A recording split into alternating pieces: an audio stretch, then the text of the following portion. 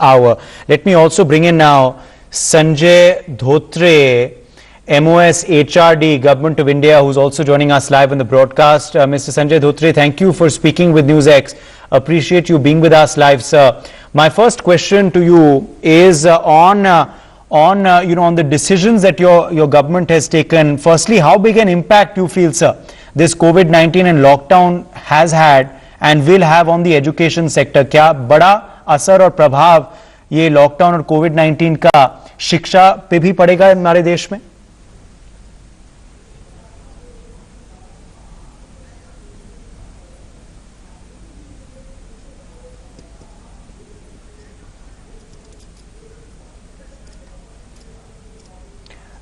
संजय धोत्रे जी, मेरी आवाज आप तक पहुंच रही है? जी संजय धोत्रे जी, कुछ तकनीकी कारणों की वजह से शायद आपकी आवाज नहीं आ पा रही है हम तक. मैं अभी वापस आऊंगा आप पे, but I am also being told that Mr Narayan is still with us. Okay, before I go back to Mr Narayan, Sanjay Dhotre ji, शायद अब आपकी आवाज आ रही है. जी, अब आ रही है. जी, अब बोलिए सर. तो जो वैश्विक महामारी है, इसने हमारा सबका जीवन बदल दिया और हम नेचुरली इसका इफेक्ट जो है हमारे पूरे एजुकेशन सिस्टम, हमारे विद्यार्थी सभी के ऊपर इसका इफेक्ट आया. तो बहुत सारे चेंजेस हमको इसकी वजह से करना पड़ा. जी, और बहुत सारे चेंजेस जैसे आपने कहा है कि अब लागू होंगे. कुछ उन चेंजेस के बारे में मैं बात करना चाहूंगा. एक तो बोर्ड एग्जामिनेशंस पे मैं आऊंगा संजय जी, क्योंकि ये अभी चिंता का विषय है. जो छात्र के 10th और 12th बोर्ड्स अभी पूरे नहीं हुए हैं, क्या वो बोर्ड एग्जाम्स होंगे या फिर रद्द किए जाएंगे? नहीं, देखिए, बाकी जो है हमने 1 से 8 तक तो हमने प्रमोशन दे दिए. 9वीं क्लास वाले, 11वीं क्लास वाले, उनको भी उनके जो इंस्टीट्यूट है वो स्टेट गवर्नमेंट है वो प्रमोट करने जा रही. अब 10वीं और 12वीं के जो एग्जाम है उसका कुछ पार्ट होगा, कुछ नहीं हुआ. तो 10वीं और 12वीं ये जो एग्जाम है, इसमें हमारा विद्यार्थी जो है उसकी जीवन को एक नई दिशा ये एग्जाम देता है, क्योंकि उसके बाद वो डिसाइड करता है कि कौन सी दिशा में उसको जाना है. तो इसलिए एग्जाम भी महत्वपूर्ण है. और ऐसी सिचुएशन अब बन गई कि इसमें हम एग्जाम लेना चाहिए नहीं लेना चाहिए, इसके ऊपर अलग अलग मत प्रणाली है. लेकिन इसमें से हम हमारे जो विद्यार्थी है उसका भी कुछ उसका नुकसान भी नहीं होना चाहिए, इस तरह का हम डिसीजन लेंगे, क्योंकि ये एग्जाम भी बहुत जरूरी है. जी बिल्कुल, एग्जाम भी बहुत जरूरी है. और जैसे आपने कहा कि ये एग्जाम्स बहुत महत्वपूर्ण हैं, तो इन एग्जाम्स को दोबारा किया जाएगा, मगर बाकी एग्जाम्स जो हैं वो अभी फिलहाल के लिए रद्द किए गए हैं और 1 से 8 के छात्र को तो ऑटोमेटिक प्रमोशन मिल गया है. एक सवाल भी मैं पूछूंगा यूजीसी के गाइडलाइंस पे. तो यूजीसी ने कहा है कि नया एकेडमिक साल जो है वो सितंबर से शुरू होगा. यूनिवर्सिटीज में लोग अगस्त तक दोबारा दाखिला ले पाएंगे. तो क्या आपको उम्मीद है कि ये जो टाइमलाइन है इस पे आप निर्भर रह पाएंगे? This is a practical timeline sir, you will be able to follow it?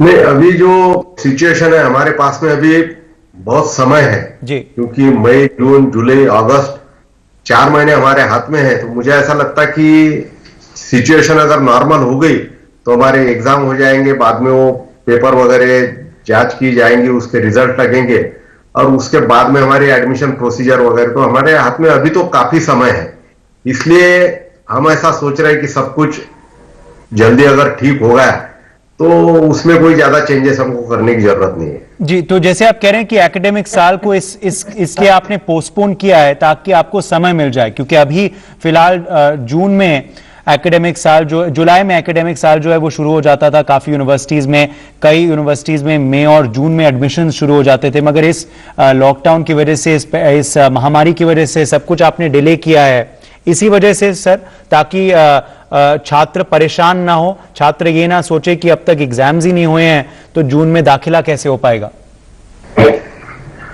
हाँ, ये इसीलिए किया गया क्योंकि कई बार ऐसा होता कि हम आज अगर बोलते थे कि जुलाई में शुरू होने वाला है, फिर और 15 दिन के बाद बोलते थे अगस्त में होने वाला है. इसलिए अभी से हमने फैसला लिया है कि भाई सितंबर से शुरू होगा, तो हमको थोड़ा ज्यादा समय इसमें मिल गया. और जो अनिश्चितता है, क्योंकि कई बार ऐसा होता कि कोई एक आधी घटना होती तो वो घटना से ज्यादा परेशान नहीं होते लोग, लेकिन जो एक लटकती हुई जो तलवार रहती उससे लोग ज्यादा परेशान होते, तो इसलिए हमने ये फैसला लिया। मगर क्या सिलेबस को कम किया जाएगा अगले साल के लिए स्कूल्स और कॉलेजेस में, क्योंकि एकेडमिक साल जो है वो छोटा हो रहा है और अभी काफी सारी परेशानी भी चल रही है लोगों के मन में, क्लासेस जो है वो ऑनलाइन हो रहे हैं, तो कितना एफिशिएंट वो सिस्टम है ये तो समय ही बताएगा। तो इस वजह से क्या सिलेबस जो है वो रिवाइज किया गया है, क्या सिलेबस जो है वो शॉर्टन हो रहा है? नहीं, अभी जल्दी अगर सिचुएशन नॉर्मल हुई तो इसको शॉर्ट करने की जरूरत नहीं है, लेकिन अगर बहुत ज्यादा समय तक ये सिचुएशन रही और हमारा जो एकेडमिक सेशन रहता उसमें अगर बहुत कम समय अगर मिला हमको, तो हमको इसको शॉर्ट करना पड़ेगा जी, क्योंकि कई जगह सेमेस्टर सिस्टम है। अब सेमेस्टर में जनरली ये 4 महीने का वगैरह सेमेस्टर होता, अब उसमें अगर 4 महीने की जगह 2 ही महीने मिल गए तो वो पीरियड बहुत कम हो जाएगा। लेकिन हमारा जो ईयरली सिस्टम है उसमें अगर हमारे 8 महीने की जगह अगर 7 महीने मिल गए तो वो 1 महीने का हम मैनेज कर सकते हैं। जी, ये जो ऑनलाइन क्लासेस की प्रक्रिया अब शुरू हो चुकी है पूरे देश में, ये क्या एफिशिएंटली इफेक्टिवली चल रही है? क्योंकि आपका विभाग जो है, आपका मंत्रालय ये सब मॉनिटर कर रहा होगा, तो क्या ये इफेक्टिव टूल है? इससे क्या छात्रों को लाभ मिल रहा है अभी भी? क्या has it been carried out in effective manner in schools and colleges? क्योंकि अब सब कुछ ही ऑनलाइन हो रहा है, स्कूल में पढ़ाई और कॉलेज में पढ़ाई, एग्जाम्स भी कई ऑनलाइन हो रहे हैं।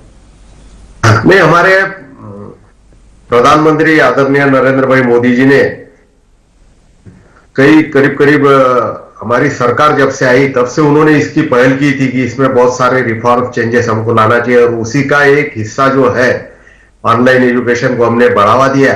तो ये शुरुआत से चल रहा था, अभी हम इसको और ज्यादा एफिशिएंटली, क्योंकि अभी जो सिचुएशन पैदा हुई उसमें एक बहुत बड़ा जो ऑप्शन है वो ऑनलाइन एजुकेशन है, इसलिए हमने इसको ज्यादा हम बढ़ावा दे रहे हैं। और इसमें हमारी बाकी जो मिनिस्ट्री है जैसा कम्युनिकेशन, हमारी इलेक्ट्रॉनिक्स एंड इंफॉर्मेशन टेक्नोलॉजी, इनका ये जो हमारे अलग अलग डिपार्टमेंट है इनका भी सहारा हम इसमें ले रहे हैं। ओके, आखिरी सवाल फिर आपसे संजय धोत्रे जी, जाने से पहले ट्यूशन फीस को लेके भी काफी शंका है लोगों के मन में। कई लोग अफोर्ड नहीं कर पा रहे हैं ट्यूशन फीस को इस वक्त में। लोगों की स्पेंडिंग पावर जो है वो कम हो गई है, आर्थिक स्थिति कमजोर हो गई है। तो स्कूल फीस और ट्यूशन फीस पे कोई प्रतिक्रिया है आपकी? क्या मंत्रालय जो है कोई कदम ट्यूशन फीस को लेके अपनाने जा रही है? नहीं, अभी जो स्कूल एजुकेशन है उसमें जैसा हमारे नवोदय विद्यालय है या केंद्रीय विद्यालय है उसमें तो बिल्कुल ये फीस बढ़ाई नहीं जाएंगी, लेकिन बहुत सारे जो स्कूली शिक्षा जो है वो स्टेट सब्जेक्ट है, तो वो स्टेट में भी हमने स्टेट्स के जो एजुकेशन मिनिस्टर है उनके साथ में भी हमने बात की है, और हर स्टेट इसके बारे में प्रयास कर रहा कि इसकी फीस न बढ़ाई जाए और थोड़ा सा जो हर साल जो फीस देते उसमें भी थोड़ी सी सहूलियत दी जाए, क्योंकि इसका जो सबसे ज्यादा इफेक्ट है, मैंने शुरुआत में कहा था कि सबके ऊपर इसका असर आने वाला है। इकोनॉमिक स्लोडाउन के कारण बहुत सारे लोग जो है वो फीस एकदम दे भी नहीं सकते, तो उसको भी थोड़ा सा इंस्टॉलमेंट में देने की वगैरह वो भी वैसा भी स्टेट गवर्नमेंट भी सजेस्ट कर रही है और हम भी उसको सबको सजेस्ट कर रहे हैं कि भाई इस तरह की अगर कोई स्कीम बनाई जाए कि 3 या 4 इंस्टॉलमेंट में, क्वार्टरली इंस्टॉलमेंट में वो जो फीस है उसको लिया जाए।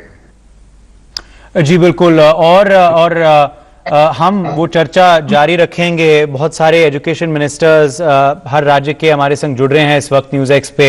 अगले 2 घंटे उनके साथ लगातार चर्चा करेंगे हम इसी विषय पर। मगर फिलहाल के लिए बहुत बहुत शुक्रिया संजय धोत्रे जी, आप हमारे संग जुड़े, आपने समय निकाला, और आप भी स्वस्थ रहिए और सुरक्षित रहिए।